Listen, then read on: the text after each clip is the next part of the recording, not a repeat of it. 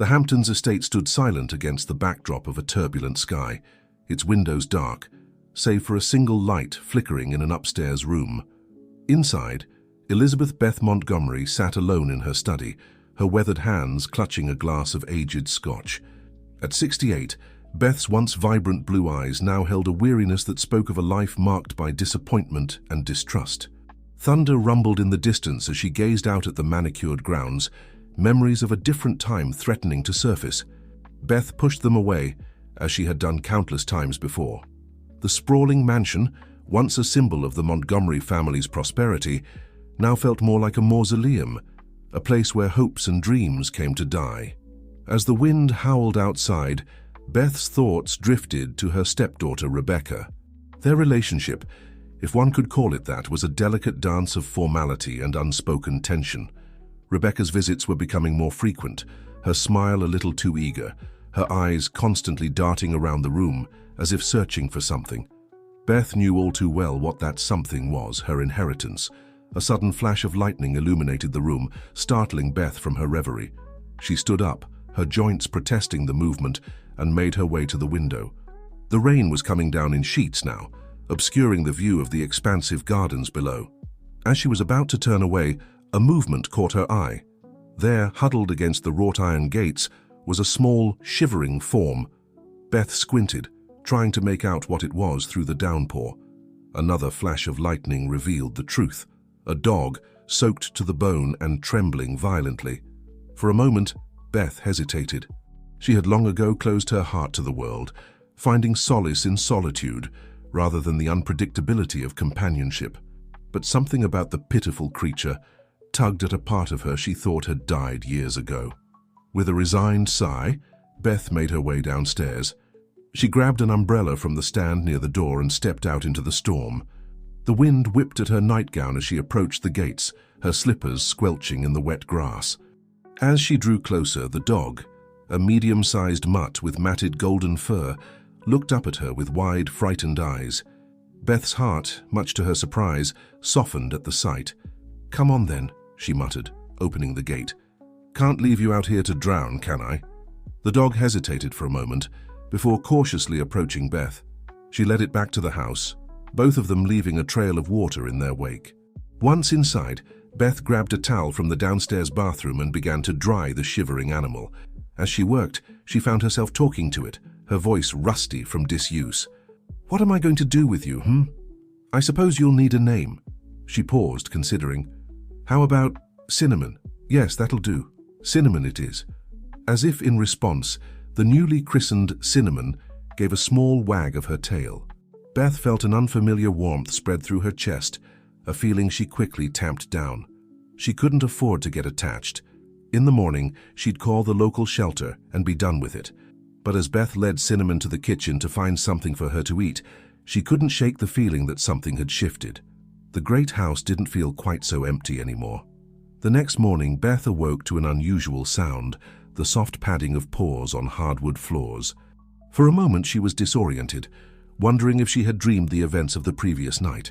But as she made her way downstairs, she found Cinnamon curled up on the rug in front of the fireplace, looking for all the world like she belonged there. Beth's first instinct was to reach for the phone and call the shelter. But as Cinnamon lifted her head and fixed those soulful brown eyes on her, Beth found her resolve weakening. "Oh, all right," she sighed. "I suppose you can stay for breakfast, but after that we'll see." As Beth prepared a simple meal for herself and scrounged up some leftover chicken for Cinnamon, she found herself talking to the dog, filling the silence that had reigned in the house for so long. "You know, I used to have a dog when I was a girl," she said, surprising herself with the admission. "A little terrier named Rusty. I'd almost forgotten about him." Cinnamon tilted her head, seeming to listen intently. Beth chuckled, a sound that felt foreign in her throat. "Look at me, chattering away like a fool. What would Rebecca think if she could see me now, As if summoned by her words, the doorbell rang. Beth froze, her hand halfway to her coffee cup. She knew that imperious ring. Rebecca was here. "Speak of the devil," Beth muttered. She looked down at Cinnamon, who had perked up at the sound. "Best behavior now, you hear? And not a word about staying." Beth smoothed down her clothes and made her way to the front door. Taking a deep breath, She schooled her features into the mask of polite indifference she always wore around her stepdaughter. As she opened the door, Rebecca's perfectly made-up face greeted her, a smile that didn't quite reach her eyes firmly in place. "Beth, darling," Rebecca cooed, air-kissing both of Beth's cheeks. "I hope I'm not interrupting anything?" "Not at all," Beth replied coolly. "Please come in." As Rebecca swept into the foyer, her eyes darting around as they always did, Beth couldn't help but feel a twinge of unease. There was something different about Rebecca today, a glint in her eye that spoke of barely contained excitement. "I thought we might discuss the upcoming charity gala," Rebecca said, making her way towards the living room. "The Montgomery Foundation really should have a strong presence, don't you think?" Beth followed, her guard up. Rebecca's sudden interest in the family's charitable endeavors was new and, frankly, suspicious. As they entered the living room, Cinnamon let out a small bark of greeting. Rebecca stopped short, her eyes widening in surprise. "Why, Beth," she said, her voice dripping with false sweetness. "I didn't know you had gotten a dog." "How unexpected." Beth opened her mouth to explain, but before she could, Cinnamon trotted over to Rebecca, tail wagging. To Beth's astonishment, Rebecca's face softened for just a moment as she reached down to pat Cinnamon's head. "She's not," Beth began, but something made her pause. The way Rebecca was looking at Cinnamon, with a mixture of genuine affection and calculation, stirred something in Beth's memory. A long-forgotten conversation, perhaps. She shook her head, trying to clear it. "She's new," Beth finished lamely. "I'm still deciding if she'll stay." Rebecca straightened up, her mask of polite interest back in place. "Well, I'm sure you'll make the right decision. Now, about the gala." As Rebecca launched into a detailed discussion of seating arrangements and donation tiers, Beth found her mind wandering.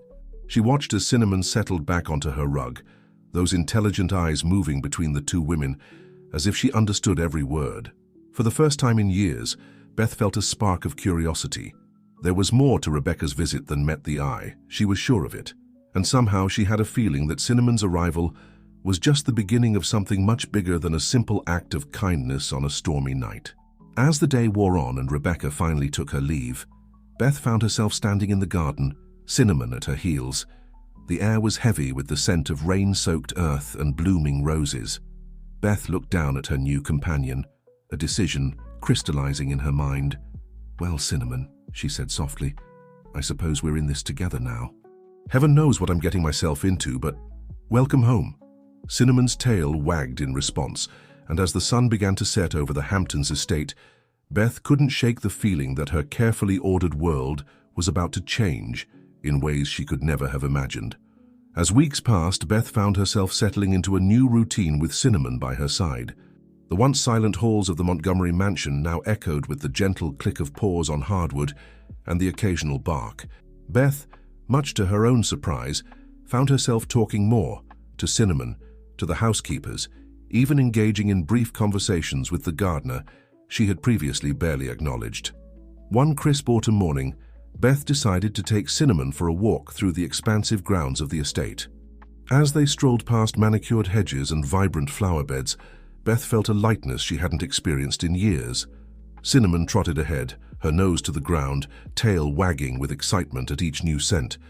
"You know, girl," Beth mused aloud, "I used to love walking these grounds with my mother. She had such a passion for gardening. Every flower, every tree has a story." As if on cue, Cinnamon suddenly darted off the path, heading towards a secluded corner of the garden that Beth hadn't visited in years. It was her mother's old rose garden, now overgrown and neglected. "Cinnamon!" Beth called out, quickening her pace to keep up with the energetic dog.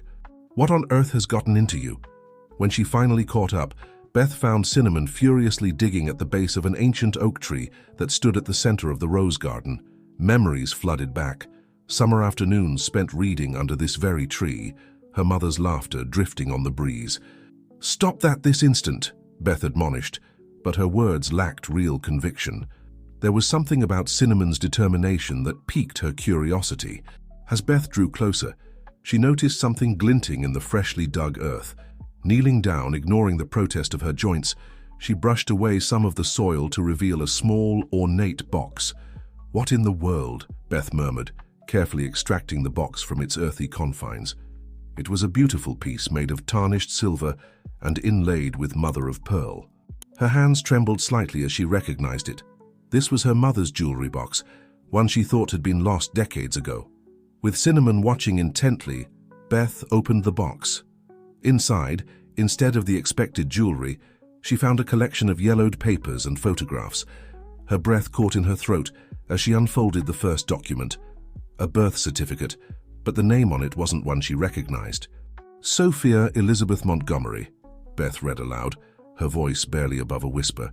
Born September 15, 1975.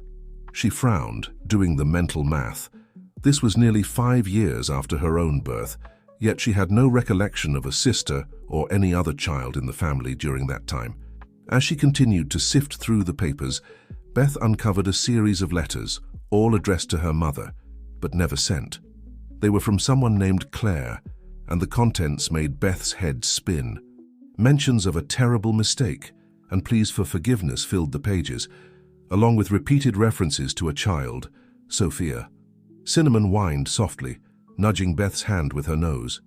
Beth absently patted the dog's head, her mind reeling from the implications of what she had just discovered. "Oh, Cinnamon," she said, her voice shaky, "what have you uncovered? Who is Sophia, and why have I never heard of her?" As if in response to her questions, a gust of wind swept through the garden, scattering fallen leaves and carrying with it the faint scent of roses, her mother's favorite perfume. Beth shivered, not entirely from the cold. Gathering the papers and tucking the box under her arm, Beth stood up. "Come on, girl. I think we need to do some investigating." As they made their way back to the house, Beth's mind was awash with questions. Who was Claire? Why did her mother keep these letters hidden? And most importantly, who was Sophia Elizabeth Montgomery, and what had happened to her? Once inside, Beth headed straight for her study, Cinnamon following close behind. She spread the documents out on her desk, trying to make sense of the story they told. As she pored over the letters, a picture began to emerge, one of secrets, heartbreak, and a decision that had clearly haunted her mother for years. So engrossed was Beth in her discovery that she barely registered the sound of the doorbell. It was only when Cinnamon barked that she snapped back to the present, hastily gathering the papers and locking them in her desk drawer. "Miss Montgomery?" called Martha, the housekeeper, from the hallway. "Your stepdaughter is here to see you." Beth closed her eyes, taking a deep breath to compose herself. "Thank you, Martha. I'll be right down." As Beth made her way to the foyer, she couldn't shake the feeling that Rebecca's timing was more than coincidental. Had her stepdaughter somehow sensed that something was amiss?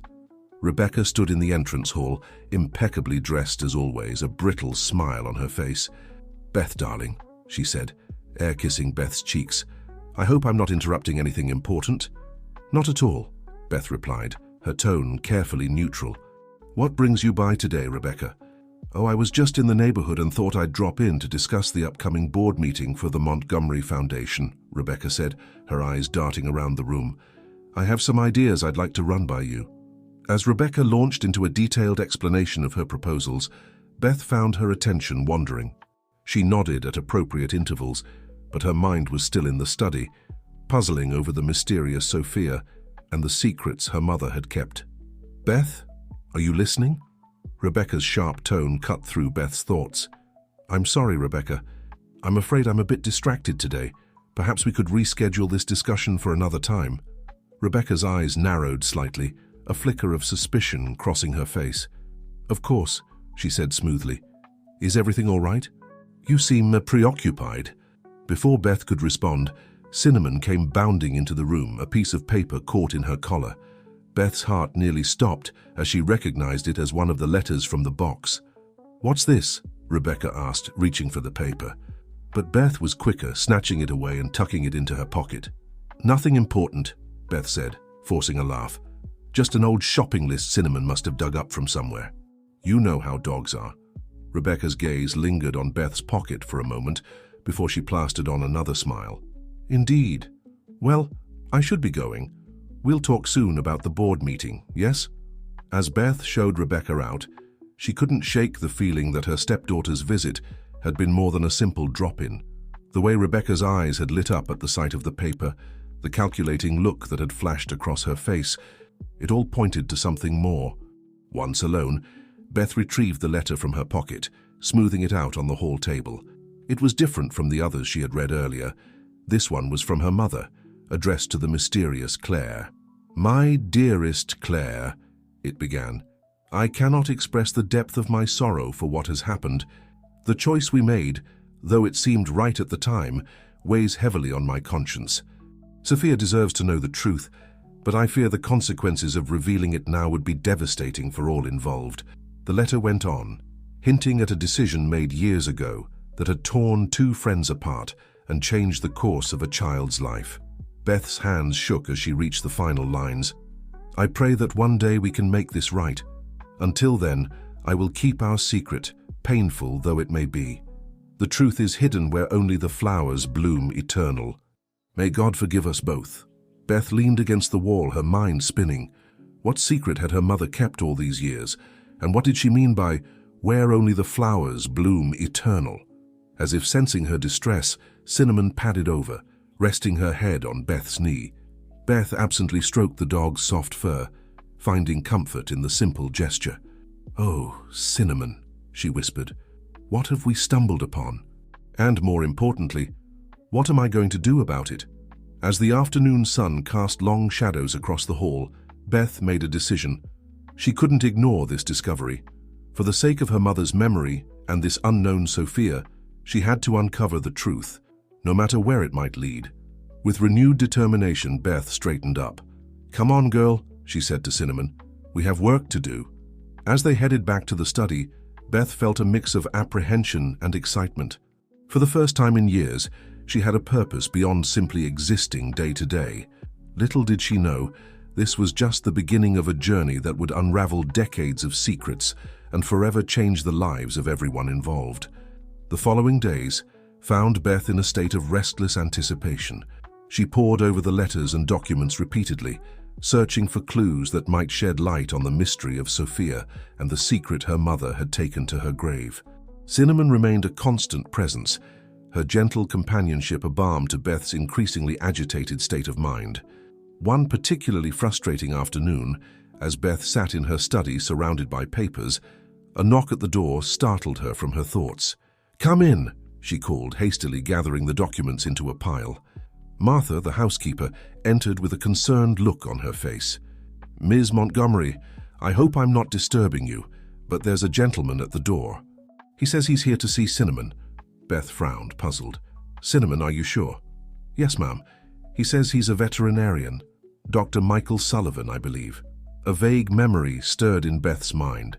She had called a local vet shortly after Cinnamon's arrival to schedule a checkup, but with everything that had happened since, it had slipped her mind entirely. "Oh, of course. Please show him in, Martha. And could you bring some tea to the sitting room?" Moments later, Beth found herself face to face with Dr. Sullivan, a man in his early 40s with kind eyes and a gentle demeanor that immediately put her at ease. "Ms. Montgomery, it's a pleasure to meet you," he said, shaking her hand. "I apologize for dropping by unannounced. We had an appointment scheduled for Cinnamon, but when you didn't show up, I thought I'd check in. I hope that's all right." Beth felt a pang of guilt. No, the apology is mine, Dr. Sullivan. I'm afraid it completely slipped my mind. Please come in." As they settled in the sitting room, Cinnamon trotted over to greet the newcomer, her tail wagging enthusiastically. "Well, hello there," Dr. Sullivan said, kneeling to examine the dog. "Aren't you a friendly one?" While the vet conducted a brief examination, Beth found herself studying him. There was something familiar about his features, though she couldn't quite place it. "She seems to be in excellent health," Dr. Sullivan announced, straightening up. "You've done a wonderful job with her, Ms. Montgomery." "Please call me Beth," she said, surprising herself with the informality. "And thank you. Cinnamon has been, well, she's been a blessing, truth be told." Dr. Sullivan smiled warmly. "I'm glad to hear it. You know, it's funny, when I first got the call about a dog at the Montgomery estate, I could hardly believe it. My grandmother used to work here years ago. She always said this place was full of secrets." Beth's heart skipped a beat. "Your grandmother worked here? When was this?" "Oh, it must have been, let's see, the late 60s through the mid-70s, I believe. She was a housekeeper for your parents." A tingle ran down Beth's spine. The time frame coincided perfectly with the mysterious birth certificate she had found. "Dr. Sullivan, Michael," Beth said, leaning forward slightly. "Did your grandmother ever mention anything unusual about her time here? Any stories that stood out?" Michael's brow furrowed slightly. "Well, she did use to tell me about some sort of disagreement between your mother and another woman. A close friend, I think. But you know how old folks' stories can get exaggerated over time." Beth tried to keep her voice casual. "Do you remember any details? The friend's name, perhaps?" "I'm sorry, I don't recall much. I was just a kid when she'd tell these stories. I do remember her mentioning something about a hidden room, though. Said your mother had a secret place where she'd go to be alone. Probably just a fairy tale to entertain a curious child." Beth's mind raced. A hidden room. Could this be what her mother meant by "where only the flowers bloom eternal"? Before she could press further, Martha entered with the tea tray, momentarily halting the conversation. As they sipped their tea, Beth steered the discussion to safer topics, but her mind was whirling with possibilities. As Dr. Sullivan prepared to leave, he paused at the door. "You know, Miss Mont, Beth, if you're interested in my grandmother's stories, I could ask her about them. She's still sharp as a tack at 92. Beth felt a surge of excitement. "I would appreciate that very much, Michael. Perhaps you could bring her by sometime. I'm sure she'd love to see the old place again."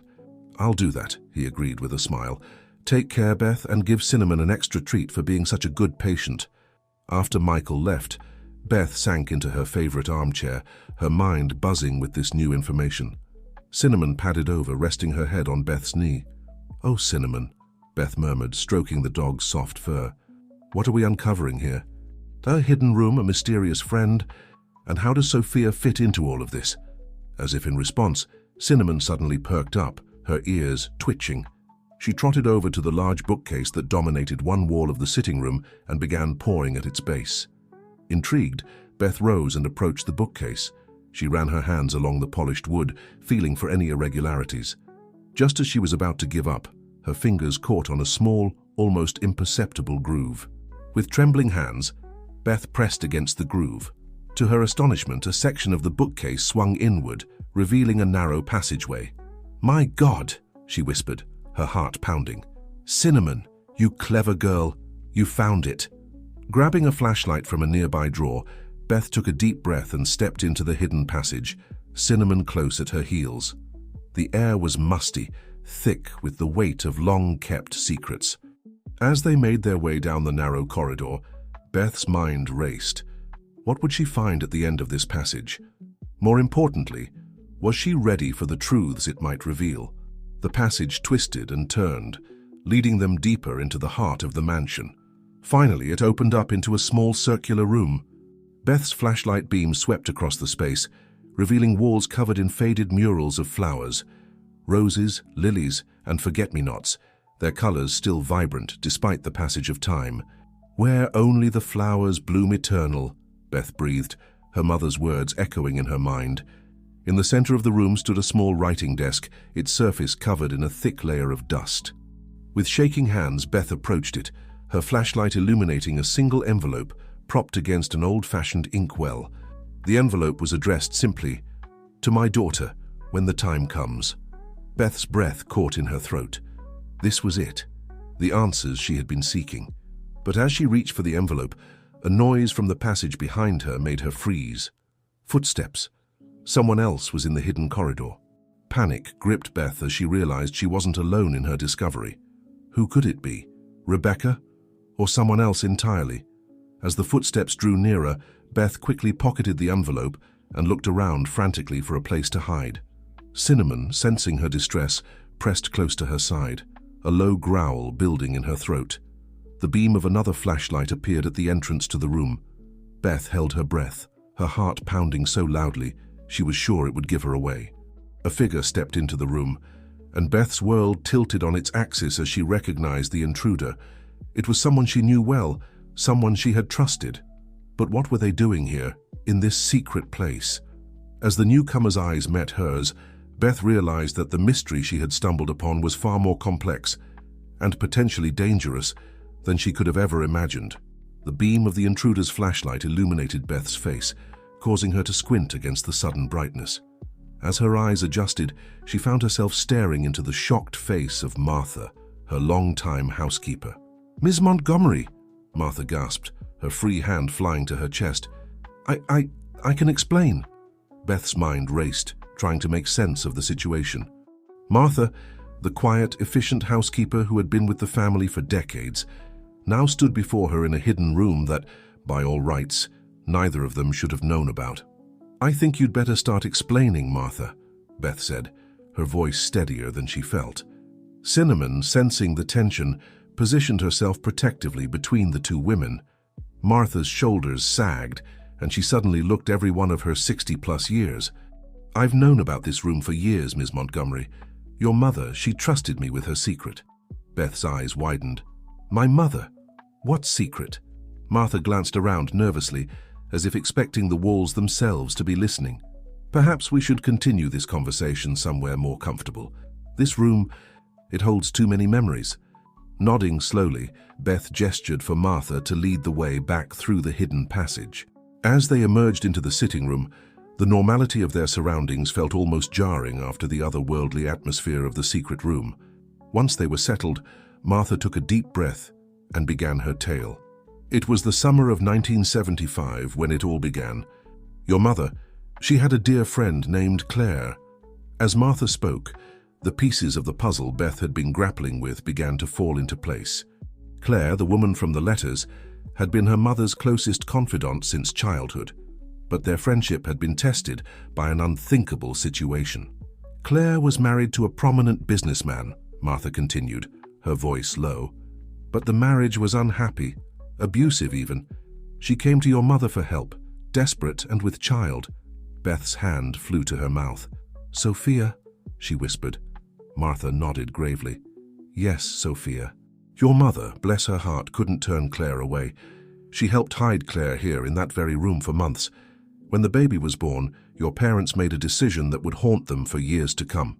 "What decision?" Beth asked, though she feared she already knew the answer. "They decided to raise Sophia as their own," Martha said softly, "to protect her from Claire's husband, who was searching for them. The official story was that she was a distant relative's child, orphaned and taken in by your parents." Beth's mind reeled. A sister. She had had a sister all this time and never known. But what happened to her? To Sophia? Martha's eyes filled with tears. "That's the tragedy of it all, Miss Montgomery. When Sophia was 5 years old, Claire's husband finally tracked them down. There was a confrontation, and in the chaos, Sophia disappeared." Beth felt as if the wind had been knocked out of her. "Disappeared? You mean she was taken?" "No one knows for sure," Martha replied, shaking her head. "The police investigated, but no trace of her was ever found. Your parents were devastated. Your mother, she was never the same after that." As the weight of this revelation settled over her, Beth's gaze fell on the envelope she had hastily pocketed in the secret room. With trembling hands, she withdrew it. "My mother left this for me," she said, holding it up. I think it's time I read it." Martha nodded encouragingly. "Your mother always said the truth would come out when the time was right. Perhaps that time is now." Taking a deep breath, Beth carefully opened the envelope and unfolded the letter inside. Her mother's elegant handwriting filled the page. "My dearest Elizabeth, if you're reading this, then you've discovered the room where only the flowers bloom eternal, and with it a truth I've carried as a burden for far too long. You had a sister, Elizabeth. Her name was Sophia, and she was the light of our lives for the brief time we had her. I know you must have so many questions, and I wish more than anything that I could be there to answer them. The full story is long and painful, but you deserve to know it all. Sophia wasn't born to me, but to my dear friend Claire. We took her in to protect her, to give her a chance at a happy life. For 5 wonderful years we were a family, but the past has a way of catching up with us, no matter how fast we run. The night Sophia disappeared, a part of me died with her. I've never stopped searching, never stopped hoping that someday, somehow we'd find her. I've left clues, breadcrumbs really, in the hopes that one day you or Sophia might follow them and uncover the truth. There's a safety deposit box at the Hamptons National Bank, box number 1975. The key is taped to the back of your father's portrait in the study. In it, You'll find everything I know about what happened that night and the steps I've taken since to try and find her. Elizabeth, my darling girl, I'm so sorry for keeping this from you. I thought I was protecting you, but I see now that secrets only breed more pain. Whatever you choose to do with this information, know that I love you, and I've always been proud of you. Find her, Elizabeth. Find your sister, and when you do, tell her that not a day went by that we didn't think of her, didn't love her with all our hearts. With all my love, Mom. As Beth finished reading, tears streamed down her face. She looked up to find Martha watching her with a mix of sympathy and apprehension. You knew, Beth said softly. All these years, you knew. Martha nodded, her own eyes glistening. Your mother swore me to secrecy. She said that if anything ever happened to her, I was to make sure you found your way to the truth when the time was right. Beth's mind was a whirlwind of emotions, grief for the sister she never knew, anger at the secrets kept from her, and a growing determination to uncover the full truth. I need to go to the bank, she said, standing up abruptly. I need to see what's in that safety deposit box. As she moved towards the door, a thought struck her. Martha, does anyone else know about this? About Sophia? The housekeeper hesitated for a moment before answering. I don't think so, Miss Montgomery, but... But what? Beth pressed. Well, it's just that, lately, I've had the feeling that someone's been going through your mother's old things. Things have been moved ever so slightly. I didn't want to worry you, but now... A chill ran down Beth's spine as she remembered Rebecca's increasingly frequent visits, her probing questions and calculating looks. We need to be careful, Beth said, her voice low. I don't know who we can trust with this information. For now, let's keep this between us. Martha nodded in agreement. Of course, Miss Montgomery. What are you going to do now? Beth's gaze fell on Cinnamon, who looked up at her with unwavering loyalty. First, I'm going to the bank, and then I'm going to find my sister. As she prepared to leave, Beth couldn't shake the feeling that she was standing on the precipice of something monumental. The truth about Sophia was out there, waiting to be uncovered. But with that truth came danger, the kind of danger that had torn her family apart once before. With Cinnamon by her side, and the weight of her mother's letter in her pocket, Beth stepped out into the crisp autumn air, ready to unravel the mystery that had shaped her family's destiny for nearly half a century. The Hamptons National Bank stood as a bastion of old money and discretion, its imposing facade a testament to generations of wealthy patrons entrusting their secrets within its walls. Beth parked her car, her hands gripping the steering wheel tightly as she steeled herself for what lay ahead. Wait here, Cinnamon, she murmured, giving the dog a reassuring pat before stepping out of the car. As Beth entered the bank, she was immediately struck by the hushed atmosphere, the soft click of her heels on the marble floor echoing in the cavernous space. She approached the reception desk, her mother's letter clutched tightly in her hand. Good afternoon, the receptionist greeted her with a polite smile. How may I assist you today, Miss Montgomery? Beth took a deep breath. I need to access a safety deposit box. Number 1975. The receptionist's eyes widened slightly at the mention of such an old account, but she quickly regained her professional composure. Of course, if you'll just follow me, please. As they made their way to the vault area, Beth couldn't shake the feeling of being watched. She glanced around surreptitiously, but saw nothing out of the ordinary. Just wealthy clients going about their business, tellers working diligently behind their counters. And yet, the safety deposit box room was cool and dimly lit.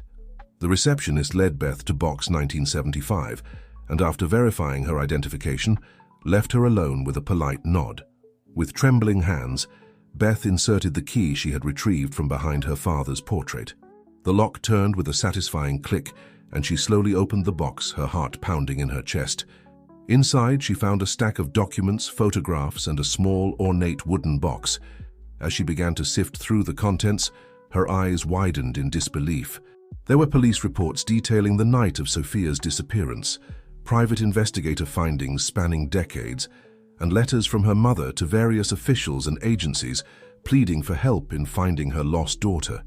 But it was a particular photograph that made Beth's breath catch in her throat. It showed two little girls, arms around each other, laughing in front of a Christmas tree. One was clearly Beth herself, no more than 7 years old. And the other, Sophia, Beth whispered. tracing her finger over the face of the girl she now knew to be her sister. The resemblance was uncanny. They could have been twins, separated only by their age difference. As she continued to examine the contents of the box, a small envelope fell out from between two folders. It was addressed simply, "For Elizabeth's eyes only." With shaking hands, Beth opened it and began to read. "My dearest Elizabeth, if you're reading this, then you've taken the first step in uncovering the truth about our family. I wish I could be there to guide you, to shield you from the pain that comes with this knowledge. But I know you're strong. You always have been.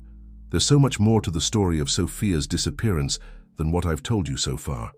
The night she vanished, it wasn't just Claire's husband who came looking for her. There were others involved. Powerful people who wanted to keep certain secrets buried. I've spent years trying to piece together the truth, and I've made powerful enemies along the way. Be careful, my darling. Trust no one completely, not even those closest to you.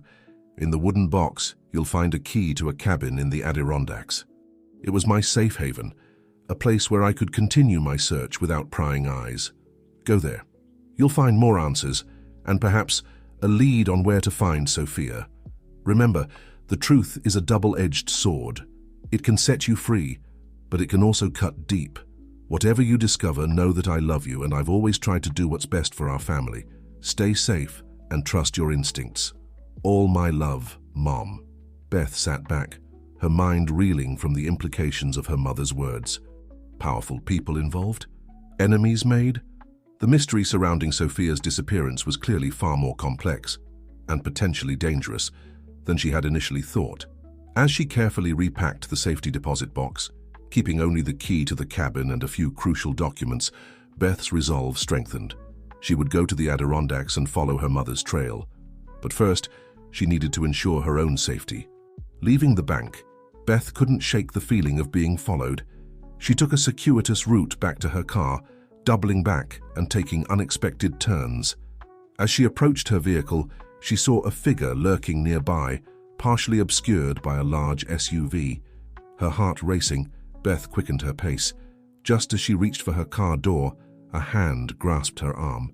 She whirled around, ready to defend herself, only to come face to face with Michael Sullivan, the veterinarian. "Beth," Michael exclaimed, looking equally startled.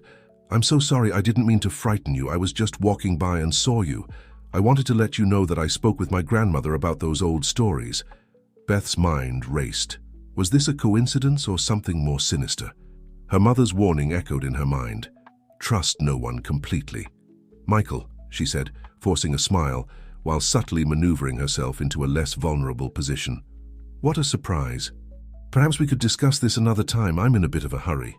Michael's brow furrowed slightly. "Of course I understand. It's just, well, my grandmother mentioned something about a hidden room in your house. She seemed quite insistent that I tell you about it. Said it was important." Beth's breath caught in her throat. How much did Michael's grandmother know? And could she trust Michael with this information? Before she could respond, a commotion down the street caught their attention. A sleek black car had pulled up, and Beth's heart sank as she recognized the figure emerging from it. Rebecca. "We need to go," Beth said urgently, unlocking her car. "Michael, I'll explain everything later, but right now I need you to trust me. Can you do that?" Michael hesitated for a moment, glancing between Beth and the approaching Rebecca. Then, with a determined nod, he opened the passenger door. "Lead the way." As they pulled out of the parking lot, Beth caught sight of Rebecca's frustrated expression in her rearview mirror. She had bought herself some time, but she knew the stakes had just gotten higher. With Cinnamon in the back seat and Michael beside her, Beth headed for the highway. The cabin in the Adirondacks awaited, and with it, she hoped, answers to the questions that had plagued her family for decades. As the familiar landscape of the Hamptons faded behind them, Beth couldn't help but wonder, was she driving towards the truth about Sophia, or into a danger she couldn't even begin to imagine? The winding roads of the Adirondacks stretched before them, a tapestry of autumn colors blurring past as Beth navigated the unfamiliar terrain. The car had been silent for the past hour, save for the occasional rustle from Cinnamon in the back seat and the soft hum of the engine. Michael cleared his throat, breaking the tense silence. "Beth, I think it's time you told me what's really going on. Why are we running from your stepdaughter?" And what's this about a hidden room in your house? Beth's grip tightened on the steering wheel as she contemplated how much to reveal.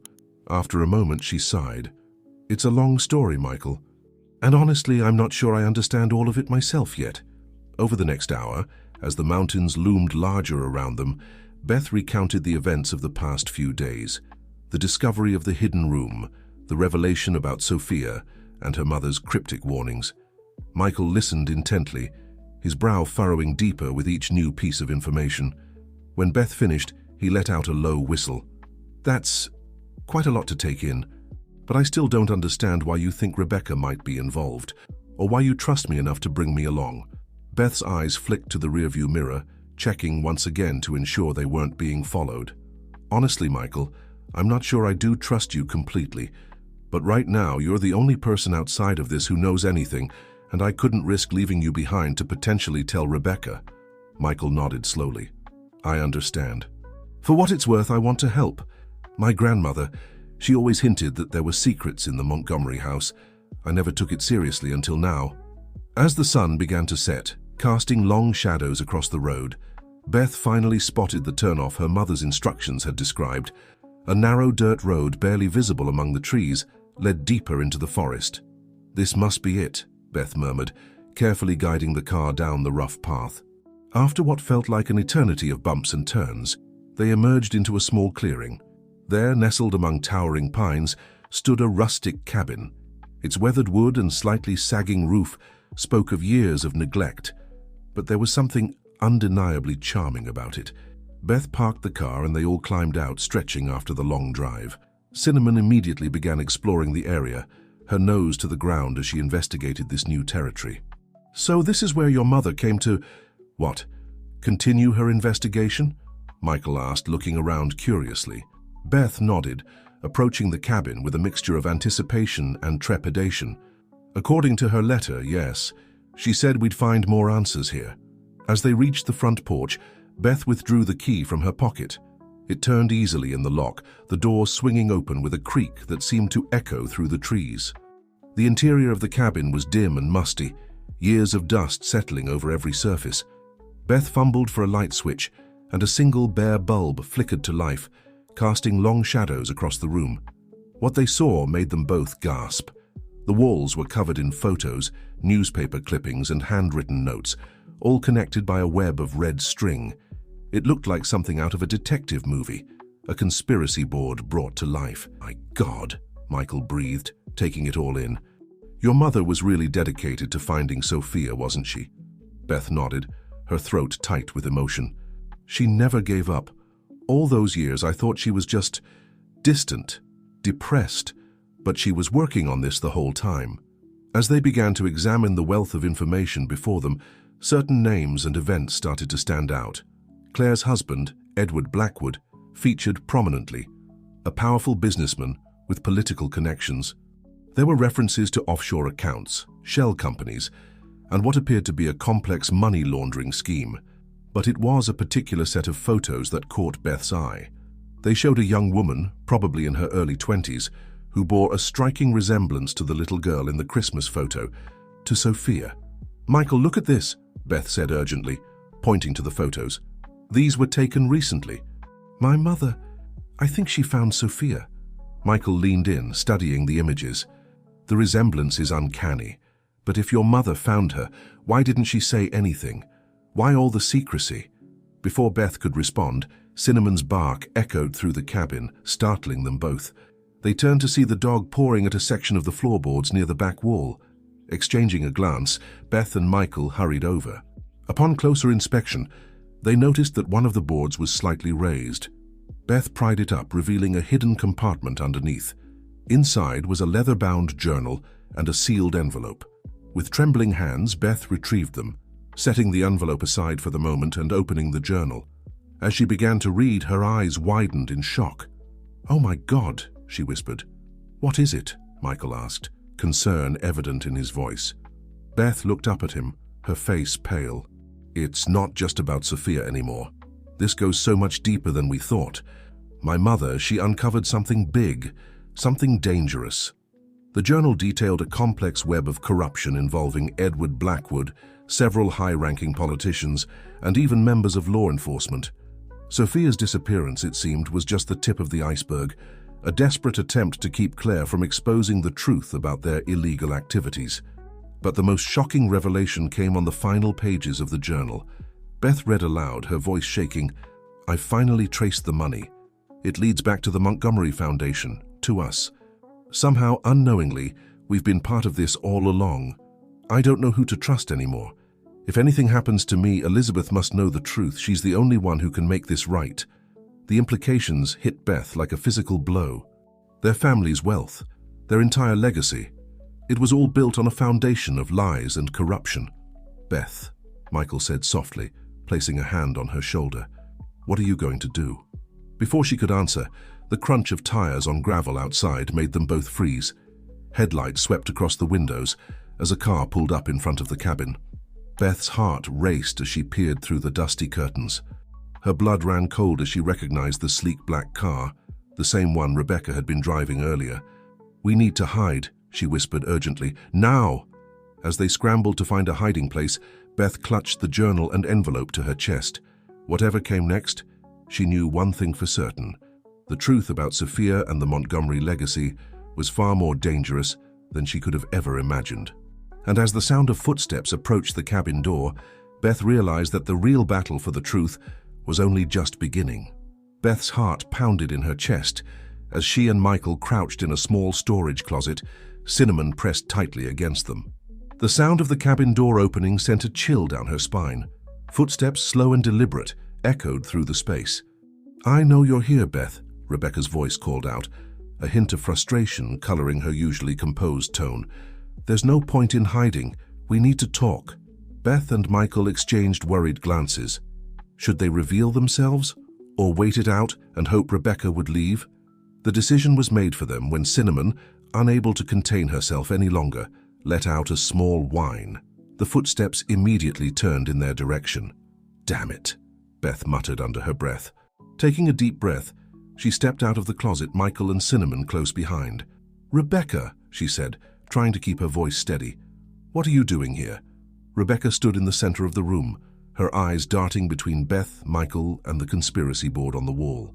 For a moment, surprise flickered across her face at the sight of Michael, but she quickly regained her composure. "I could ask you the same thing," Rebecca replied, her voice cool. "Sneaking off to a hidden cabin in the woods. Really, Beth, I expected better from you." Beth straightened her spine, clutching the journal tightly. "I'm not the one who needs to explain myself. How did you find this place? And why have you been snooping around the house?" A tense silence filled the room. Rebecca's gaze fell on the journal in Beth's hands, and something akin to fear flashed in her eyes. "You don't understand what you're dealing with, Beth. This is bigger than you know." "Then explain it to me," Beth demanded. "No more secrets, Rebecca. What do you know about Sophia, about the Montgomery Foundation's involvement in whatever this is?" Rebecca's composure cracked slightly. She ran a hand through her hair, a gesture so uncharacteristically nervous that it took Beth aback. "It's complicated, Beth. I've been trying to protect you, to keep you out of this mess, but I see now that was a mistake." "Protect me?" Beth scoffed. "By lying to me? By hiding the truth about my own sister?" "Half-sister," Rebecca corrected automatically, then winced as if regretting the words. Michael, who had been silent until now, stepped forward. "I think we all need to calm down and talk this through. Clearly, there's a lot going on here that we don't understand." Rebecca's eyes narrowed as she looked at Michael. "And who exactly are you? How are you involved in this?" "He's a friend," Beth said firmly. "One I trust a lot more than I trust you right now, Rebecca." Rebecca sighed heavily, seeming to deflate slightly. "Fine. You want the truth? Sit down. This is going to take a while." As they settled into the dusty furniture of the cabin, Rebecca began her tale. She spoke of overhearing conversations between Beth's parents years ago, of piecing together fragments of a story that seemed too incredible to be true, of her own investigations that led her to discover the depth of the corruption surrounding the Montgomery Foundation. "I've been trying to untangle this web for years," Rebecca admitted. "At first, I thought I could use it to my advantage, to secure my place in the family, but the deeper I dug, the more horrified I became." Beth listened, her mind reeling with each new revelation. The Montgomery Foundation, it seemed, had been unwittingly used as a front for money laundering and other illegal activities for decades. Edward Blackwood and his associates had their hooks in deep manipulating Beth's parents and using their reputation as cover for their crimes. But what about Sophia? Beth pressed. Why was she taken, and where is she now? Rebecca's face darkened. Sophia was collateral damage. Claire knew too much, and they needed leverage to keep her quiet. As for where she is now, she hesitated, glancing at the photos on the wall. Your mother was close to finding her. Too close. That's why... Beth's blood ran cold. That's why what, Rebecca? That's why they silenced her, Rebecca finished, her voice barely above a whisper. Your mother's accident.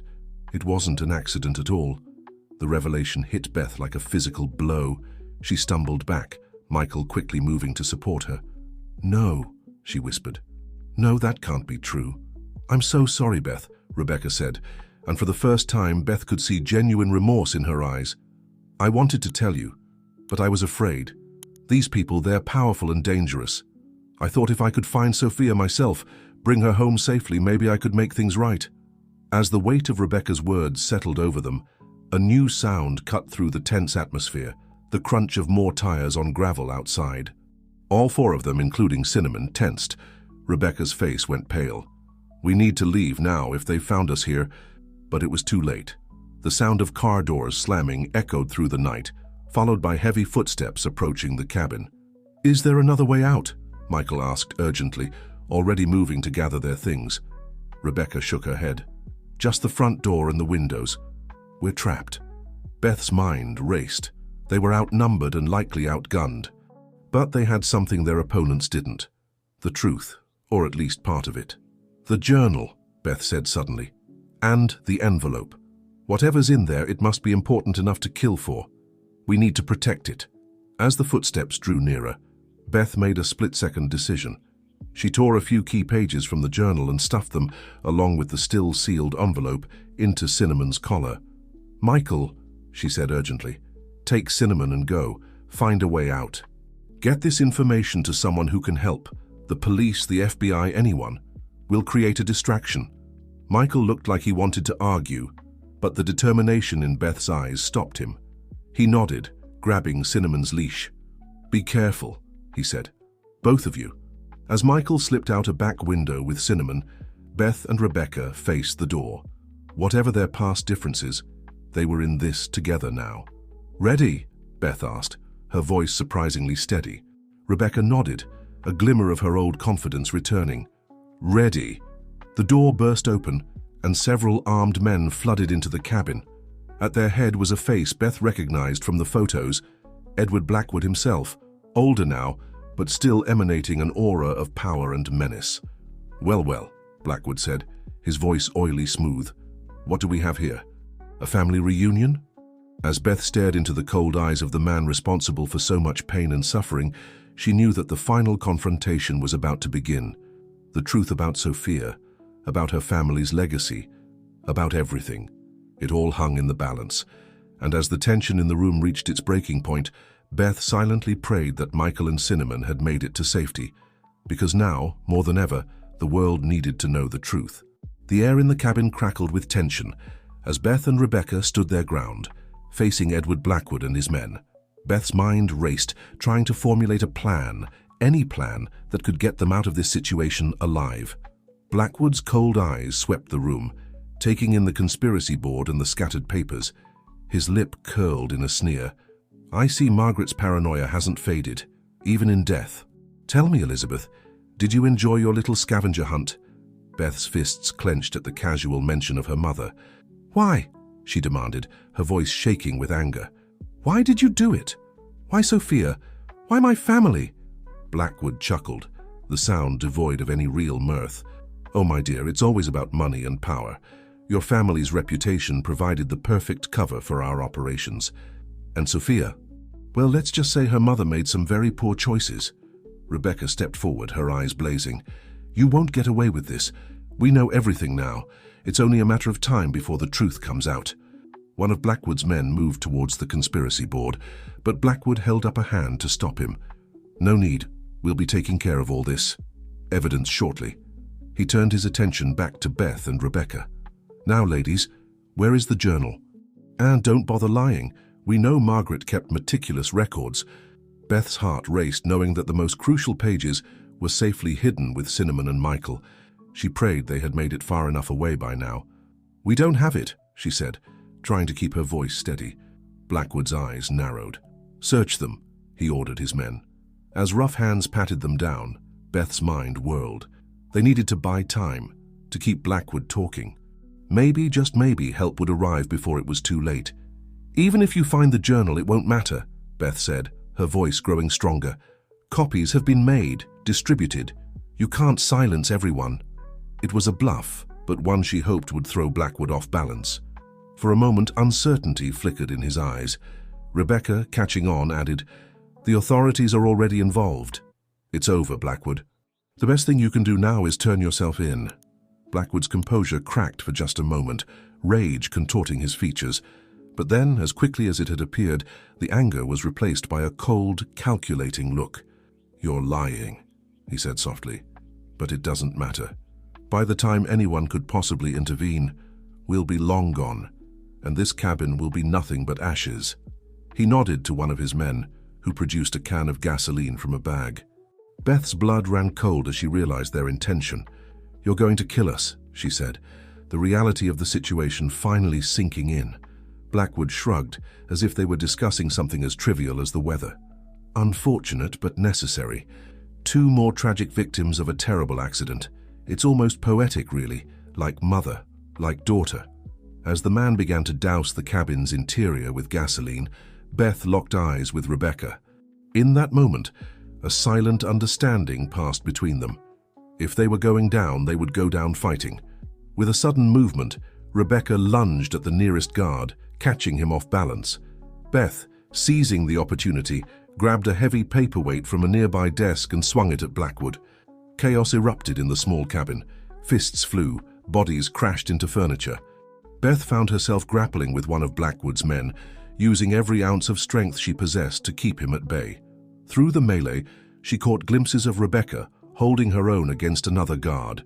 But Blackwood, recovering from the initial shock, was advancing on them, a look of murderous rage on his face. Just as Beth felt her strength beginning to fail, a new sound cut through the chaos, sirens, growing louder by the second. Blackwood's head snapped up, his eyes wide with disbelief. Impossible, he muttered. Taking advantage of his distraction, Beth broke free from her attacker and made a dash for the door. Rebecca was right behind her, blood trickling from a cut on her forehead, but determination etched on her face. They burst out of the cabin just as the first police cars came skidding into the clearing, lights flashing and sirens blaring. Beth's heart soared as she saw Michael emerge from one of the vehicles, Cinnamon at his side. FBI, freeze! The shout came from a stern-faced woman who leapt from the lead car, gun drawn. Blackwood and his men, realizing they were outnumbered and outgunned, slowly raised their hands in surrender. As the FBI agents swarmed the area, securing the suspects and the crime scene, Beth sank to her knees, the adrenaline finally wearing off. Michael rushed to her side, Cinnamon showering her with worried licks. You did it, Beth said weakly, scratching behind Cinnamon's ears. You both did it. Michael smiled, relief evident on his face. We made it to the local police station. Once they saw the evidence in the journal pages and that envelope, they called in the FBI immediately. It seems your mother had been in contact with them, building a case. The evidence you found was the final piece they needed. As Beth watched Blackwood being led away in handcuffs, a mix of emotions washed over her, relief, exhaustion, and a glimmer of hope. But one question still burned in her mind. What about Sophia? She asked, turning to Rebecca, who was being tended to by a paramedic. Do we know where she is? Rebecca's eyes filled with tears. Beth, there's something you need to know about Sophia.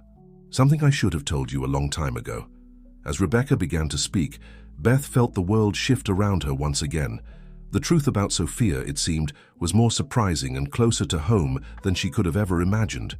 The world seemed to slow down as Beth listened to Rebecca's revelation, the chaotic scene around them fading into the background. Beth, Rebecca began, her voice trembling. I am Sophia. The words hung in the air, heavy with the weight of decades of secrets and lies. Beth stared at Rebecca, her mind struggling to process this final, earth-shattering twist. "What?" Beth whispered, her voice barely audible. How is that possible?" Rebecca, or rather Sophia, took a deep breath, wincing slightly from her injuries. "It's a long story, one that I'm only now beginning to fully understand myself. When I was taken as a child, I was eventually adopted by a couple working for Blackwood. They raised me as their own, never telling me about my true identity." She paused, her eyes filled with a mixture of pain and regret. "It wasn't until I was in college that I started to piece things together. I found documents, overheard conversations. I realized that my entire life had been a lie. That's when I decided to infiltrate the Montgomery family, to find out the truth about my past, and to protect you from the dangers I knew were lurking."